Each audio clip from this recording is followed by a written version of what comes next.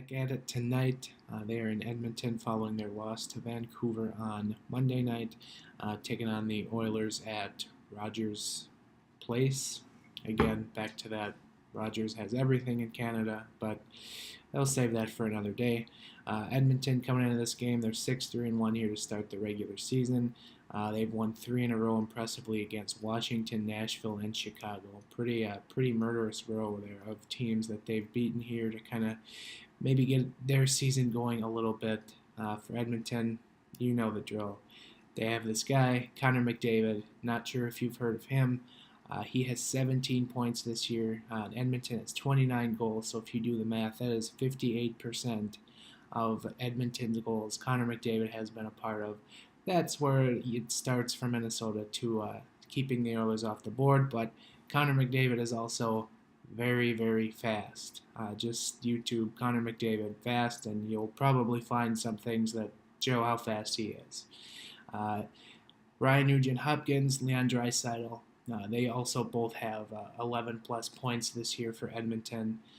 Stopping them also key because beyond those three who have produced so far, no Oiler player has 5 points this season. So key for Edmonton, shutting those three guys down, and then you got to take your odds.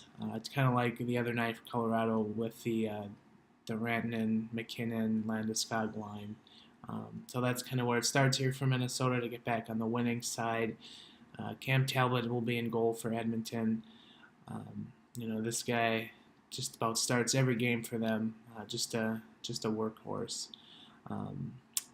As for the Minnesota Wild, it is kind of a toss-up. Devin Dubnyk could be in net. Alex Stalock could be in net. Devin Dubnyk did not have a good game, particularly against Vancouver on Monday night, but he has fared well against his old team, the Edmonton Oilers, and over a .930 save percentage in his career against the Oilers since moving on from them. Alex Stalock also particularly well against the Oilers. Save percentage over .920 in his career against the Edmonton Oilers. And so, either goaltender has had pretty good success against the Oilers. So it'll be interesting to see where Bruce Boudreau goes to start the game. Wild last year did not fare well against Edmonton. Again, they lost 2 out of 3. Not particularly good on their end, but it's a new year. But as we saw last night in Vancouver, that doesn't necessarily mean there will be new results.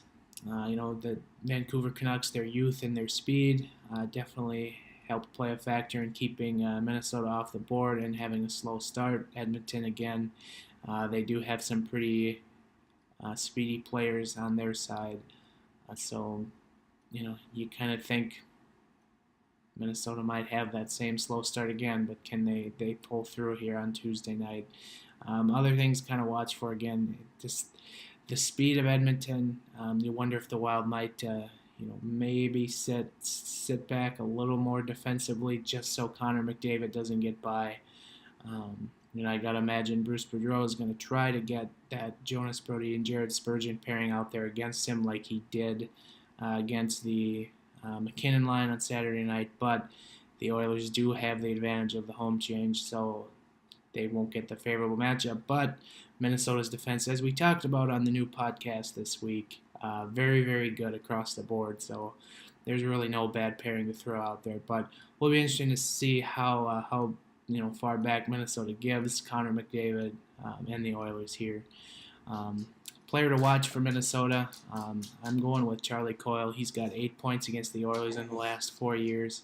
Kind of a little stealth pick to go with Coyle here. Last night didn't look particularly well. I remember he was, more than 15 feet away from the net, and he fired a shot 10 feet wide of the net. So a little bit of a risky move here for that player to watch, but Charlie Coyle has done well in his career against the Edmonton Oilers. So those are some things I'm looking for here tonight. We will be back at you after the game, hopefully maybe one that involves words. If you caught Ben's recap from last night, but either way, we will chat with you later.